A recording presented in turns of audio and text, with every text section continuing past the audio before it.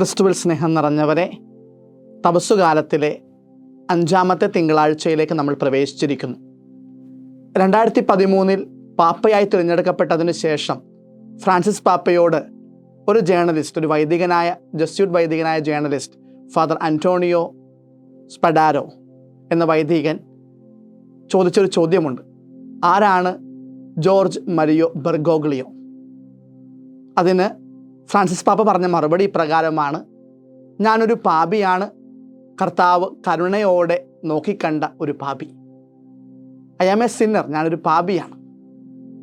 നമ്മുടെ ഹൃദയത്തിലൊക്കെ നമ്മൾ ആഴമായിട്ട് രേഖപ്പെടുത്തേണ്ട ഒരു കാര്യം, ആരാണ് നീ, ആരാണ് ഞാൻ എന്ന് ചോദിക്കുമ്പോൾ നമ്മളിലെ പാപിയെക്കുറിച്ചുള്ള ഒരു അവബോധം നമുക്കെപ്പോഴും ആവശ്യമാണ്. ഇന്നത്തെ സുവിശേഷത്തിൽ നമ്മൾ കാണുന്നു, പാപിനിയായ ഒരു സ്ത്രീയെ കല്ലെറിഞ്ഞു കൊല്ലുവാനുള്ള ഉദ്ദേശത്തോടുകൂടെ യേശുവിൻ്റെ മുൻപിലേക്ക് ജനം കൊണ്ടുവരികയാണ്. വ്യഭിചാരത്തിൽ പിടിക്കപ്പെട്ടവളെ കല്ലെറിഞ്ഞു കൊല്ലണം എന്ന ആ ഒരു നിയമത്തിൻ്റെ പൂർത്തീകരണം എന്ന് നമുക്ക് തോന്നാവുന്ന വിധത്തിൽ അവളെ അവൻ്റെ മുൻപിലേക്ക് കൊണ്ടുവന്ന് അവളെ വ്യഭിചാരത്തിൽ പിടിക്കപ്പെട്ടവളാണെന്നും കല്ലെറിഞ്ഞു കൊല്ലണമെന്നുമൊക്കെ നിയമജ്ഞരും പുരോഹിത പ്രമുഖരുമൊക്കെ ആക്രോശിക്കുമ്പോൾ യേശു അവൾക്ക് ആശ്വാസമായിട്ട് മാറുകയാണ്. അവളുടെ തിന്മ വ്യഭിചാരമെന്ന പാപമാണ്. അതുകൊണ്ട് തന്നെ അവളെ കൊണ്ടുവരുമ്പോൾ നമ്മൾ ആലോചിക്കേണ്ടത് ഈ നിയമജ്ഞരുടെയും ഫരീസയരുടെയും ഒക്കെ കാപഢ്യമാണ്.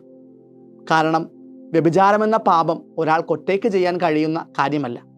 ആ പാപത്തിന് ഒരു പങ്കാളി കൂടെ ഉണ്ട് എന്നത് മനസ്സിലാക്കണം. എന്നാൽ പാപിനിയായ അവളെ മാത്രമാണ് അവർ കൊണ്ടുവരിക. അവളിൽ മാത്രമാണ് എല്ലാ കുറ്റവും അവർ ആരോപിക്കുന്നത്. അപ്പോൾ അങ്ങനെയാണെങ്കിൽ എന്താണ് അവരുടെ കപടതയെന്ന് വളരെ വ്യക്തമാണ്. ബലഹീനരായവരെ, അധകൃതരായവരെ, ആലംബമില്ലാത്തവരെ അവർ കുറ്റവാളികളാക്കുന്നു. കുറ്റക്കാരെ ചിത്രീകരിച്ച് എല്ലാ തിന്മകളും അവരുടെ മേൽ ആരോപിച്ച് അവരെ ഇല്ലായ്മ ചെയ്യാനായിട്ട് ആഗ്രഹിക്കുന്നു. അവളോട് കൂടെ പാപം ചെയ്ത പുരുഷന്മാരെക്കുറിച്ച് യാതൊരു പരാമർശവും യാതൊരു കുറ്റാരോപണവും ഇവിടെ നടത്തപ്പെടുന്നില്ല എന്നതും ഏറെ ശ്രദ്ധേയമാണ്. അവിടെയാണ് യേശുവിൻ്റെ കരുണ അവൾക്ക് ആശ്രയമായിട്ട് മാറുന്നത്. The name of God is Mercy എന്ന പോപ്പ് ഫ്രാൻസിസിൻ്റെ പുസ്തകത്തിൽ ഈ വചനത്തെക്കുറിച്ച് വളരെ സുന്ദരമായിട്ട് ഇപ്രകാരം പറഞ്ഞു വയ്ക്കുന്നുണ്ട്: അവിടെ ഉണ്ടായിരുന്നവരിൽ പലരും അവളോടുകൂടെ പാപത്തിൽ പങ്കാളികളായിരുന്നവരായിരിക്കാം, പക്ഷേ അവളിലേക്ക് മാത്രമാണ് ചൂണ്ടുവിരൽ നീളുന്നത്. എന്നാൽ അതിന് വിരുദ്ധമായ ഒരു നിലപാട് യേശു കാണിക്കുന്നു. അവൻ കുനിഞ്ഞിരുന്ന് വിരൽ കൊണ്ട് നിലത്ത് എഴുതുകയാണ്. ഫ്രാൻസിസ് പാപ്പയുടെ വ്യാഖ്യാനം അനുസരിച്ച് അവൻ എഴുതിയത് ഈ കൂടി നിൽക്കുന്ന ജനക്കൂട്ടത്തിൻ്റെ പാപങ്ങളാണ് എന്ന് കരുതപ്പെടാം. ഫ്രാൻസിസ് പാപ്പയുടെ വ്യാഖ്യാനം അനുസരിച്ച് അവൻ കുനിഞ്ഞു നിലത്തെഴുതിക്കൊണ്ടിരുന്നത് ഈ ജനക്കൂട്ടത്തിൻ്റെ പാപങ്ങളാണെന്ന് നമുക്ക് വ്യാഖ്യാനിക്കാം. അവൻ അവരോട് പറയുന്നുണ്ട്, നിങ്ങളിൽ പാപം ചെയ്യാത്തവൻ ആദ്യം അവളെ കല്ലെറിയട്ടെ. പാപങ്ങൾ നിലത്തെഴുതിക്കൊണ്ടിരുന്നവൻ്റെ മുൻപിൽ പാപം ചെയ്യാത്തവർ ആരുമില്ലെന്നുള്ള യാഥാർത്ഥ്യം ഈ ജനക്കൂട്ടം മനസ്സിലാക്കുന്നു.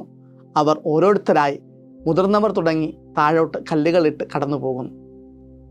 ബലഹീനയായ പാപിനിയിൽ കുറ്റങ്ങളെല്ലാം ആരോപിക്കാനായി ഈ നിയമജ്ഞരും ഫരിസേയരുമൊക്കെ ചൂണ്ടുവിരൽ ഉയർത്തുമ്പോൾ അതേ ചൂണ്ടുവിരൽ യേശു അവരുടെ നേരെ ഉയർത്തുകയാണ്: നിങ്ങളിൽ പാപം ചെയ്യാത്തവർ കല്ലെറിയട്ടെ.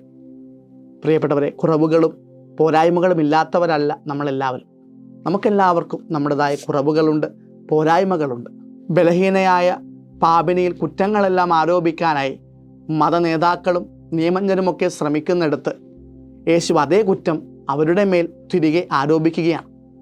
അവരുടെ ജീവിതത്തിലേക്ക് യേശു ഒരു വെളിച്ചം നൽകുകയാണ്: നിങ്ങളും കുറവുകളുള്ളവരാണ്, പാപങ്ങൾ ഉള്ളവരാണ്. കുറവുകളില്ലാത്തവർ നിങ്ങളിലുണ്ടോ എന്ന ചോദ്യമാണ് ഇവിടെയും ആവർത്തിക്കപ്പെടുക. പ്രിയപ്പെട്ടവരെ, കുറവുകൾ നമുക്കുണ്ട്, ബലഹീനതയും നമുക്കുണ്ട്. എന്നാൽ ഈ കുറവുകളിൽ നിൽക്കേണ്ടവരല്ല നമ്മൾ, ബലഹീനതയിൽ ഒതുങ്ങി നിൽക്കേണ്ടവരല്ല നമ്മൾ. ദൈവത്തിൻ്റെ കാരുണ്യം അത് അനന്തമാണ്. ആ കാരുണ്യത്തിൽ ആശ്രയിക്കുവാനുള്ള വിളി നമുക്കുണ്ട് എന്ന് നമ്മളെല്ലാവരും അവൻ്റെ സ്നേഹത്തിലേക്ക് ക്ഷണിക്കപ്പെട്ടിരിക്കുന്നു എന്നുള്ളതും നമുക്ക് ആശ്വാസം നൽകുന്ന ഒരു യാഥാർത്ഥ്യമാണ്. പാപിനിയായ സ്ത്രീയോട് യേശു അവസാനം പറയുന്നുണ്ട്: ഞാനും നിന്നെ വിധിക്കുന്നില്ല, ഇനിമേൽ പാപം ചെയ്യരുത്. കർത്താവ് നമ്മളോടും പറയുന്നത് അതുതന്നെയല്ലേ? പാപങ്ങൾ ചെയ്യുമ്പോൾ, കുറവുകൾ സംഭവിക്കുമ്പോൾ കുമ്പസാരം എന്ന കൂദാശയിലൂടെ ആ പാപങ്ങൾ പൊറുക്കുന്ന കർത്താവ് നമ്മളോട് പറയും, നിൻ്റെ പാപങ്ങളൊക്കെ ക്ഷമിക്കപ്പെട്ടിരിക്കുന്നു. അത് വീണ്ടും പാപം ചെയ്യാനുള്ള ഒരവസരമായിട്ടല്ല, മറിച്ച് ഇനിമേൽ പാപം ചെയ്യാതിരിക്കാനുള്ള ഒരു ഓർമ്മപ്പെടുത്തൽ നമുക്ക് നൽകട്ടെ. പ്രത്യേകമായി നമ്മുടെ ജീവിതത്തെക്കുറിച്ചും നമുക്കും ധ്യാനിക്കാം. നമ്മൾ പാപങ്ങൾ അത് കർത്താവിൻ്റെ മുൻപിൽ അവൻ്റെ അനന്തമായ കരുണയിൽ ആശ്രയിച്ചുകൊണ്ട് ആ പാപങ്ങൾ ക്ഷമിക്കപ്പെടുവാനും ഇനി പാപത്തിൻ്റെ വഴിയെ സഞ്ചരിക്കാതെ ഒരു പുതിയ മനുഷ്യനായി കുറവുകളിൽ നിന്ന് ദൈവകൃപയുടെ നിറവിലേക്ക് സഞ്ചരിക്കുന്നവരായിട്ട് മുന്നേറുവാനും ഈ നോമ്പ് കാലഘട്ടത്തിൽ നമുക്ക് പരിശ്രമിക്കാം. അതിനുള്ള അനുഗ്രഹം പ്രത്യേകമായി ദൈവത്തോട് നമുക്ക് യാചിക്കാം.